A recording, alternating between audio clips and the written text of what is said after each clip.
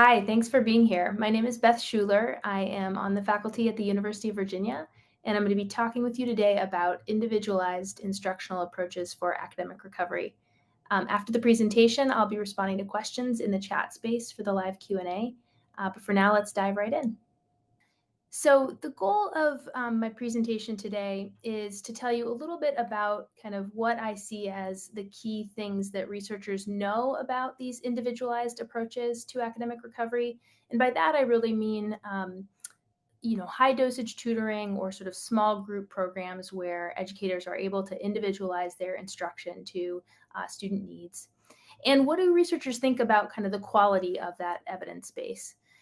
And then in particular, I want to spend some time telling you a little bit about what I think we can learn from the literature on how to improve schools and districts that have been labeled as low performing to inform our academic recovery efforts. So my own research area is really focused on the kind of policy efforts and the politics surrounding school and district improvement efforts. And so I think there's actually quite a bit that we can learn from that literature to inform our current moment and in terms of academic recovery. And indeed, my interest in kind of tutoring and some of these other small group individualized instructional approaches really came out of a series of studies around these issues of school and district improvement. So what can we learn from that literature? And then what are some of the key kind of potential pitfalls of implementing an academic recovery program that folks who are thinking about scaling these programs should try to avoid and anticipate ahead of time? So that's our goal for today. To get started, as I mentioned, my interest in these topics really came from a broader kind of focus on school and district improvement. And so I want to tell you about a couple of examples of this. This figure here is from a study where we were analyzing with colleagues Joshua Goodman and Dave Deming. We were analyzing a program and kind of policy effort to improve a persistently low-performing school district in the context of Massachusetts, so the Lawrence Public School System. So the district had been low-performing for many years. The state intervened and took over the district and then implemented a number of kind of dramatic reforms there to try to rapidly improve student outcomes. And one of those reforms was an individualized instructional program. So in this context, they were called acceleration academies. Sometimes they're called empowerment academies or vacation academies. What all those programs have in common is essentially the district or state or sometimes school, but in this case it was the district.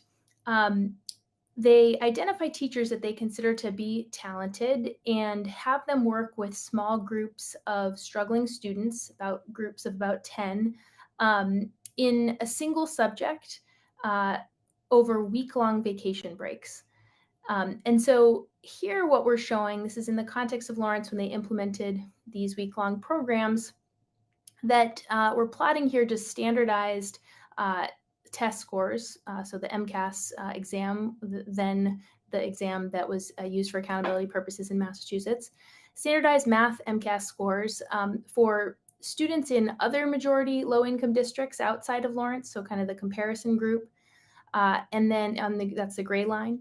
And then for Lawrence students in black, the solid black line being those students who did not participate in the Acceleration Academy programs, and the dashed line for students who did participate in those academy programs. And so what you can see is to the right of the red line is the kind of post-reform period. The kids who did not participate in the programs, their math achievement did indeed improve quite a bit in the post-reform period. They almost kind of caught up after 2 years to students in other majority low-income districts. But the kids who participated in these acceleration academies had even larger gains, indeed, eventually surpassing kids in the other majority low-income districts across the state. And so essentially what we found in Lawrence was that there were large overall positive effects in math achievement of these turnaround reforms, but the Vacation Academy programs actually explained about half of the overall turnaround effect in mathematics achievement. So a lot of those big gains seem to be concentrated among the kids who had participated in these individualized instructional programs.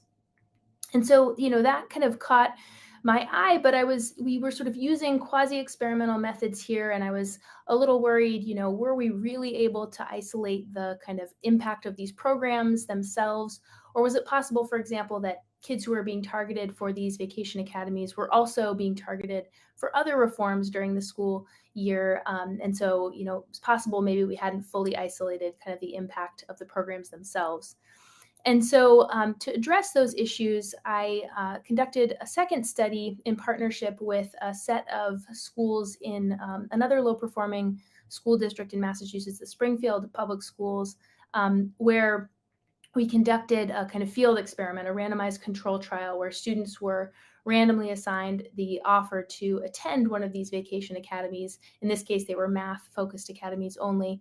So here on the left, we're showing the kind of share of students who fell into the different kind of performance buckets on the math exam at the end of these, vacation academies. And what you can see is that the kids who were in the control group in light gray, who did not receive an offer to attend these vacation academies, were, there were greater percent of them in the warning category and smaller percent in needs improvement and proficient. And the whole kind of distribution is shifted rightward for the treatment group in the dark gray. So you see larger share of students in needs improvement and proficient relative to the control group. So, essentially these vacation academies, even when we kind of randomly assigned the offer of attendance, seem to improve students' math scores. And then I think, another benefit that we observed of these programs was in terms of kind of students' non-test outcomes. So on the right here, we're showing that we found a kind of positive effect on, or a reduction actually in students' exposure to exclusionary discipline. So kids who participated in these vacation academies were less likely to receive an out-of-school suspension after the academy. And, interestingly, in this context, there were some students in the program who were rotating between teachers throughout the week-long program, and some students who stayed with the same teacher throughout the week. And these reductions in out-of-school suspensions were concentrated among the kids who stayed with the same teacher throughout the week. And, it's suggestive evidence, but I think important because one, I believe, often overlooked benefit of these individualized instructional approaches is that they allow, students to form and have kind of a one-on-one relationship with a caring adult. And so, I think that's particularly important given our current moment and all the kind of mental health challenges that we know students are facing and sort of isolation during the pandemic period. And so, it seems like the evidence based on this program in Springfield suggests that there's something important about kind of those relationships for positively impacting kids' kind of non-test outcomes. It's something to keep in mind, I think, and keep our eye on, especially as sort of virtual versions of these individualized instructional programs kind of proliferate, because, I'm not certain, and I don't think the evidence yet sort of gives us much of a clue about the extent to which virtual programs can effectively kind of generate those positive relationships. So it's something that I think is an important benefit of these programs. Often we focus on the academics, but I think there's this important relationships piece as well, and we'll want to keep an eye on it going forward, given the kind of proliferation of virtual programs. Now, of course, these vacation academies were of interest to me in part because, there was sort of this connection to a much larger pre-existing literature on, kind of the oldest educational intervention that we can kind of think of, which is tutoring, and in particular, a form of tutoring called high-dosage or high-dose tutoring that really, gives students a significant amount of academic support. And what I think is really notable about this literature, usually, researchers like me get kind of criticized for being wishy-washy or sort of caveating our findings and conclusions. But my kind of summary of the tutoring literature, it's not one of those areas where I have to be especially wishy-washy. I think I am hard pressed to really think of an intervention in education for which the evidence base is both kind of so large and rigorous, and shows positive effects that are quite substantial in terms of their magnitude. So what do I mean by that? By a large evidence base, a rigorous evidence base. Specifically, there have now been hundreds of randomized control trials, and that's important because those randomized control trials really allow researchers to isolate the impacts of the tutoring program from other pre-existing differences between the groups of kids that do and don't get the tutoring program, but that could explain differences in their results, right? So these randomized control trials really allow us to kind of isolate the causal impact of the program itself in a credible way. And so we've got hundreds of randomized control trials that that are evaluating tutoring programs focused on a range of academic subjects for a variety of different age groups and subgroups of students that for the most part are demonstrating really gains that are large in terms of their magnitude relative to other kinds of educational interventions.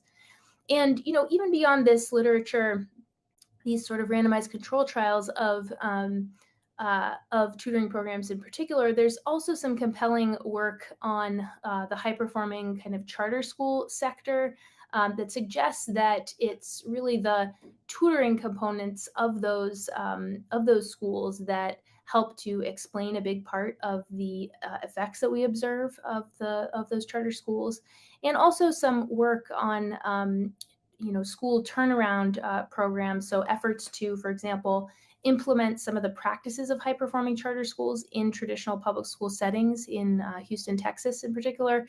And there were some positive gains documented there that really seemed to be concentrated among the kids who participated in the tutoring component of those interventions. So just kind of a range of signs, of arrows kind of pointing to tutoring as a really sort of high leverage and high impact kind of intervention.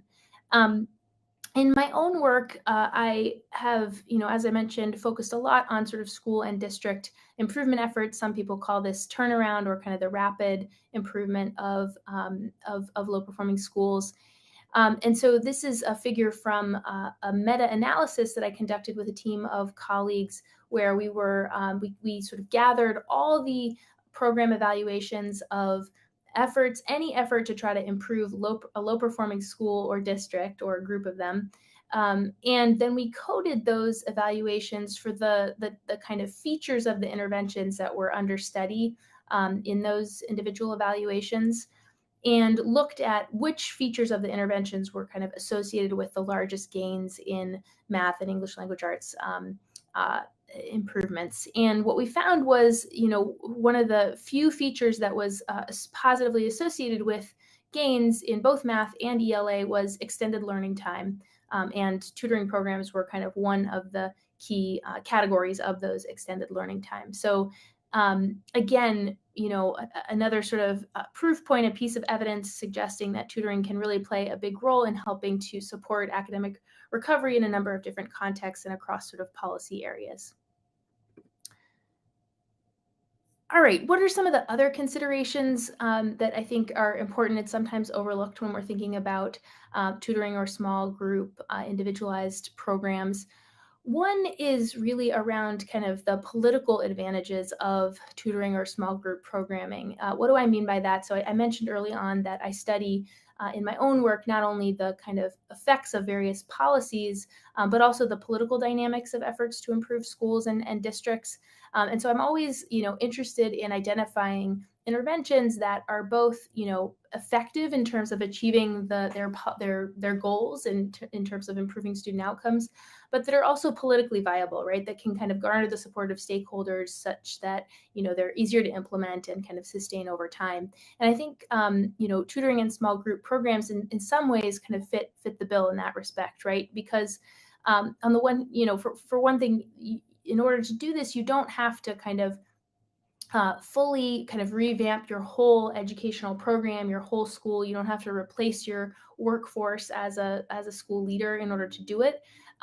In fact, you can even sort of think about kind of centralized efforts at the state or district level where you're recruiting tutors and having them, work with students, regardless of whether those tutors are working at your school or a neighboring school. It's really a matter of trying to get the most talented teachers you already have more face time with the students who need it the most, right? So it's kind of capitalizing on a resource you already have, but just kind of tailoring it, targeting it, and kind of maximizing it as much as possible. Massachusetts again has an interesting kind of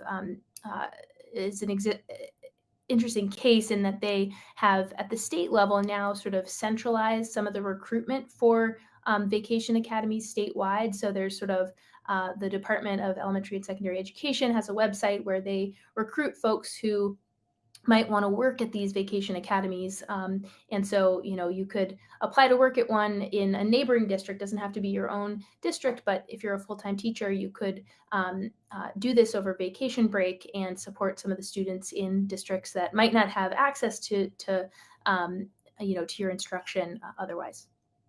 So politics is an important consideration. I think scale is another big one. So one thing that has become a challenge, I think, for policymakers who are trying to kind of spread and use high dosage tutoring as an academic recovery mechanism is that, although the research shows high dosage tutoring programs are actually highly cost effective because you can get such a big bang for your buck, they still come with kind of an upfront price tag that's large, right? And so that can be a challenge. And given the Great Resignation and all that's happened in the past couple of years, these programs have been, I think, hard for leaders to staff. And so I think that's a nice way to think about the Vacation Academies program, these small group programs, is potentially they're kind of a more scalable alternative to high dosage tutoring because you've got a 10-to-1-ish ratio of students to teachers instead of kind of one-on-one or 2-to-1 like you would have in the high dosage tutoring context. Now, I do want to point out that the Vacation Academies, the evidence that we have that sort of demonstrates the benefits of those Vacation Academies programs were all sort of generated, with a student population that was selected because they were below proficiency kind of benchmarks. But these were programs that were targeting kids that weren't at the very, very bottom of the performance distribution, if that makes sense. So they were below proficiency, but not the very lowest performing students. Those students who are at the very lowest end, they might really require much more intensive kind of one-on-one support. And so I think it's, when we're thinking about scale and sort of tailoring, it's important for leaders to think about which populations of students might benefit from which kinds of programs. So potentially Vacation Academies might serve a student population that's just below proficient but not at the very bottom, whereas tutoring might be called for students that need a bit more intensive support. All right, so those are some of the important considerations. Another key consideration is that not all individualized instructional programs are created equal. I think you've got to design these programs effectively, and that's important not just because there's a risk that your program won't work, but there's actually a risk that these programs could do harm. And so I want to tell you a little bit about a kind of cautionary tale from a study that I was involved with during the pandemic that was in partnership with a school network that's running schools in the context of Kenya, so a very different context than the US. But this was during the period where schools were shut down.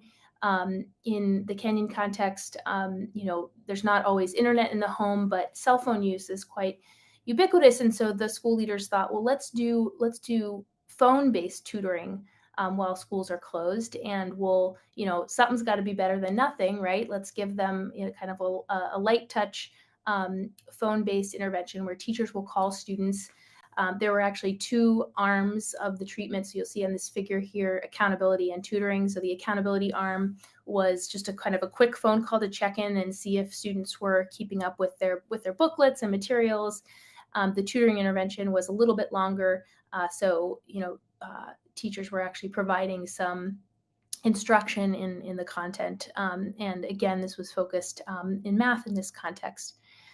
And so, we partnered with the school leaders who were implementing this program, and the program was randomly assigned. So it was, again, field experimental, so we could really kind of trust that our estimates of the impact of this program really represented, the kind of causal effect of the program itself, and we were able to kind of isolate that from other differences between kids in the treatment of the control group. And ultimately, unfortunately, what we found was this program actually appeared to decrease students' math test scores when they got back to school after the schools reopened. So the program actually seemed to kind of, on average, hurt students' math achievement. Okay, now, why was that the case? Why would phone-based tutoring implemented this way actually hurt kids' math achievement? So there are a few reasons.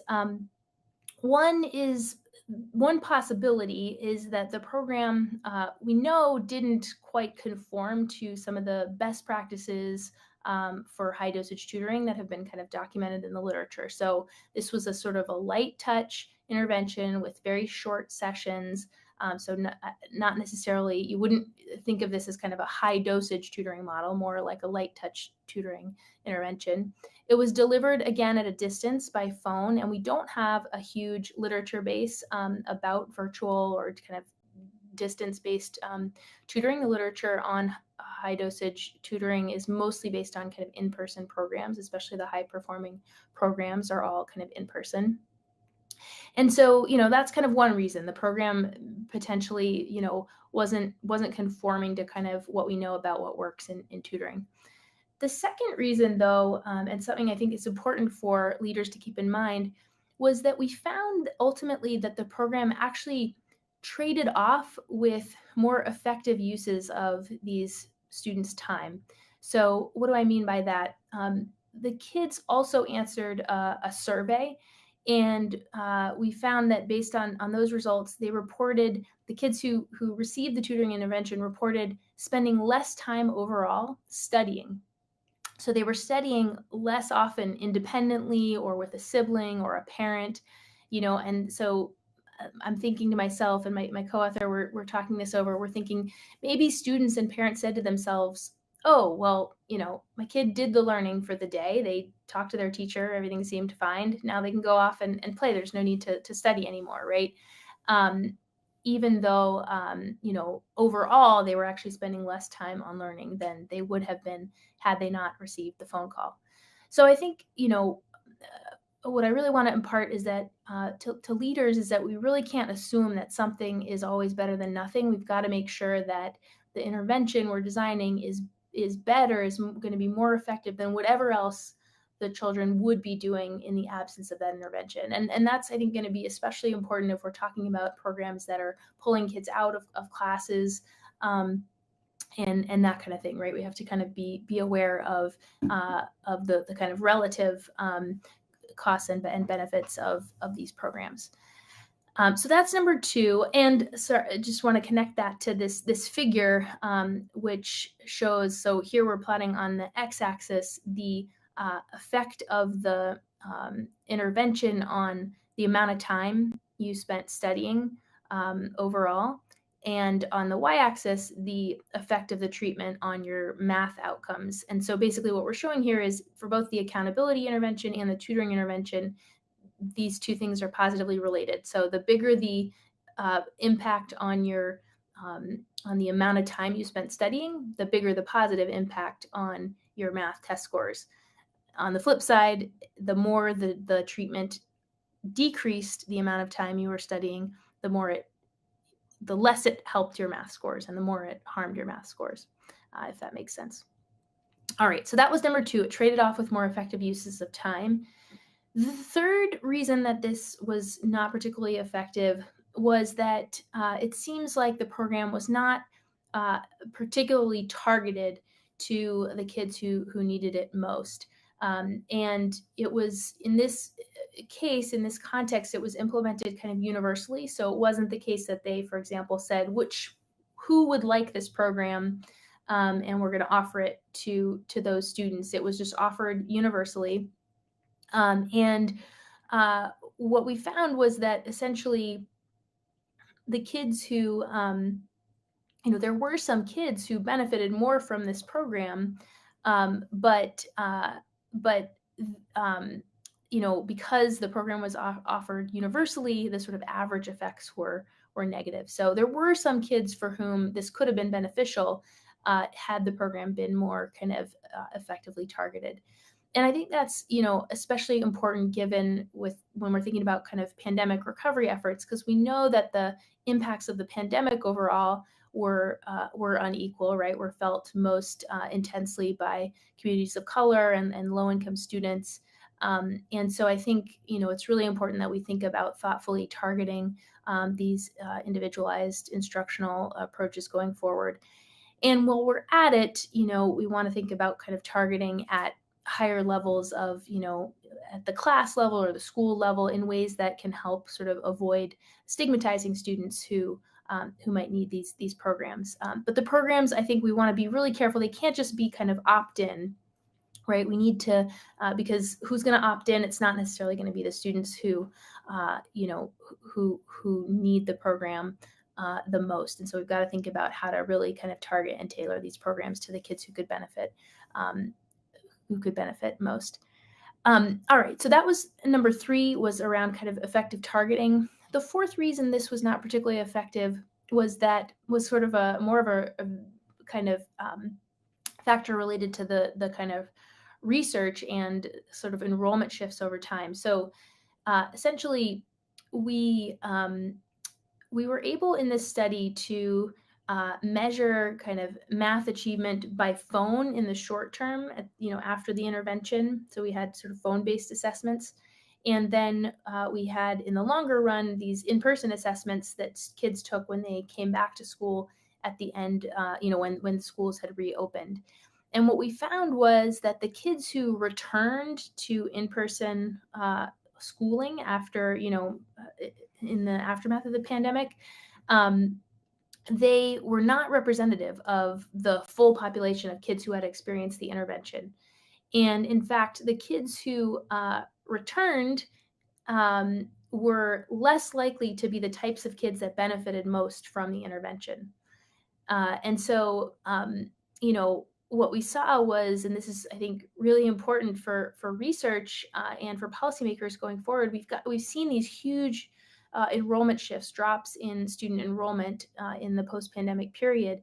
And so, we can't just infer that differences between kind of pre-COVID and post-COVID in terms of outcomes really represent pandemic impacts, right? And if we're kind of evaluating policies in that respect, we have to be really conscious of how the population of students and the composition of the student population may have changed, and how that could impact kind of our inferences about how, about what it means if outcomes changed over a time period. So this factor in our case also contributed to the ways in which it kind of looked even more like, the program hurt students, because the population of kids who returned and could take math tests after schools reopened didn't represent the full kind of population of kids, and actually underrepresented the kids who were most likely to benefit from programs. And we knew who was most likely to benefit based on those phone-based assessments that I mentioned earlier. All right, so that was number 4.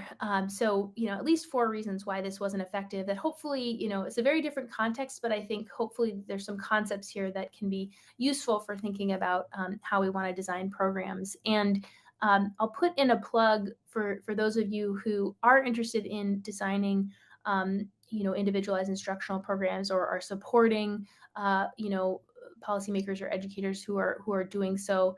I helped to contributed to this brief that was really led by Carly Robinson and a team at the Annenberg Institute at Brown University, this Ed Research for Action group.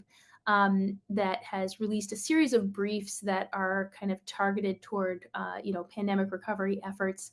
And so here we tried to summarize in, I think it's less than 8 pages, sort of a short brief trying to kind of synthesize the literature on kind of the features of tutoring programs that seem to be associated with the biggest gains, right? So what are kind of the principles when you're thinking about how to design a program for trying to maximize your impact? And so, we talk about, for example, the intensity. So the frequency, right? Programs that are held 3 or more, you've got 3 or more sessions per week seem to be associated with the biggest gains. So sessions, need to be between 30 and 60 minutes per session, right? So not super short sessions.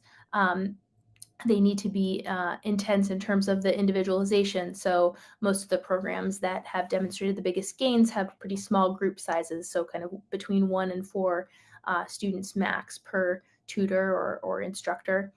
And, the personnel seems to matter too in some interesting ways. So we know that classroom teachers seem to generate the biggest gains when they serve as the tutors. But we also observe really meaningful gains from some, in some contexts where the tutors were volunteers or college students who really generated meaningful benefits for students. So even though we know certified teachers generate the biggest gains, that doesn't mean you can't generate really meaningful, important, positive gains for kids using volunteers or college students. The kind of most high impact programs also seem to align their curriculum with what's happening during the school day. So these two things are kind of working together as opposed to, in conflict with one another or in ways that could be confusing for students. The literature, as I mentioned, really, the bulk of it still has focused on in-person programs, although there are some newer studies coming out on virtual programs that show kind of, I would say, mixed results depending on kind of the model. But, we do have the bulk of the evidence really seems to suggest these in-person programs we know can have a big impact.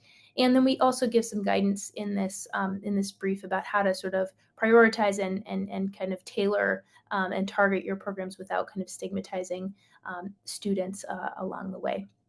So hopefully you'll check that out if that's of interest to you, and looking forward to hearing your reactions, your questions, and comments in the Q&A. Thanks so much. Hi everyone, welcome. Glad you're here. It's always funny to see yourself on screen, but I am really looking forward to hearing your reactions, your questions, your comments, and so would encourage anyone who has a question or a comment to go ahead and put it in the audience chat or the Q&A, and we'll sort of take it from there and see what you all are interested in talking about. And I would say these could be questions, but they could also be sort of comments if you have something to share about your own context, maybe you're located in a state or a district that has been, trying to implement some individualized instructional approaches. It would be really interesting to hear kind of about your experience and, whether it resonates with some of the content or not, or if you just have advice and sort of learnings that would be useful for the group. Would be great to share that out as well. Hello, thanks for the chat. Just so you know, I can't actually chat my response, but we'll just kind of take questions and respond verbally.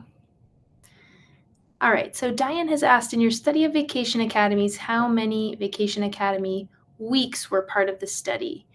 Thanks for the question, Diane. So in both the Lawrence context and the Springfield context, these were week-long programs. So just a single week vacation breaks. In Massachusetts, they have a sort of, they have a winter, like a February break and an April break. And so they would do these academies. Sometimes they would do like math in February, ELA in April. And so these vacation academies were held for a single week at a time. Now, you might be asking yourself, well, how the heck is it possible to make, gains of that magnitude in just a week?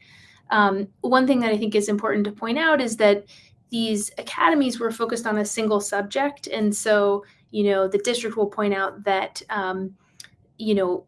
in school, in a typical school week, you're focused on a number of different academic subjects. And so in these week-long vacation academies, you're getting about the equivalent of like a month's worth of instruction that you would typically get in a month of school in math, for example, or ELA, depending on what the focus of the academy was. So week-long programs.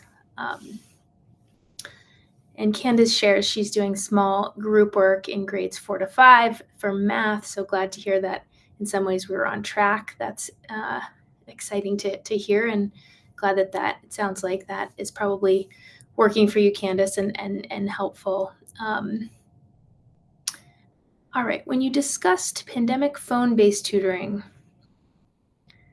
would you feel the same way about doing tutoring online virtually? Great question. I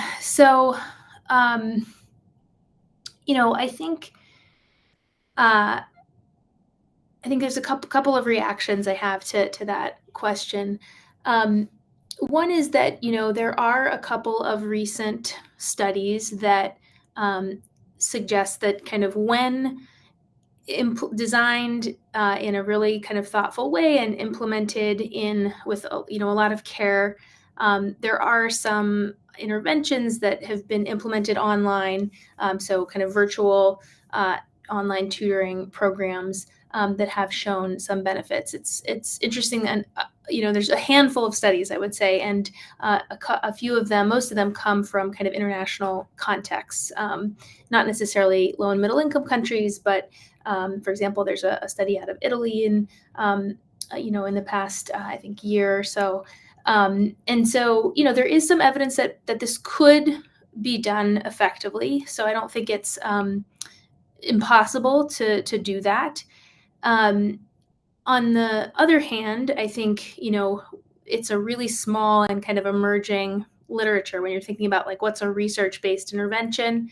The literature on kind of in-person learning is really quite a bit larger and kind of more robust, and sort of goes back a number of years in time. And so, when you kind of compare the two literatures, I would have a lot more confidence in kind of a really state-of-the-art in-person tutoring program than an online program. That said, I understand there are scalability challenges. There are some subjects in which, for which it's difficult to find an in-person tutor locally. And so there may be reasons to really rely on virtual programming in some cases.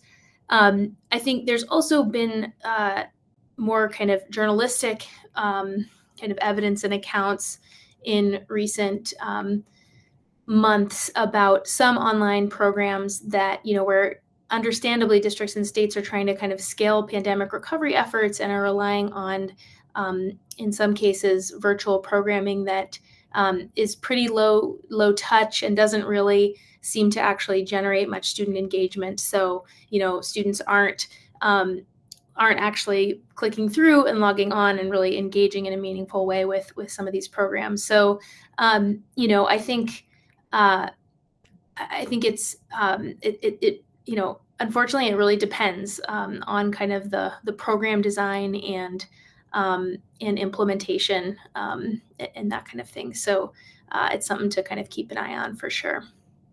And the other thing I should say is it's something that I think districts and states and schools that are trying to implement virtual tutoring programs and are kind of trying to scale in this way, I think researchers would be really interested in partnering with districts who want to kind of study the effectiveness of those approaches. So I think there's a lot of room at the moment to actually generate more evidence on this question if folks are interested in that.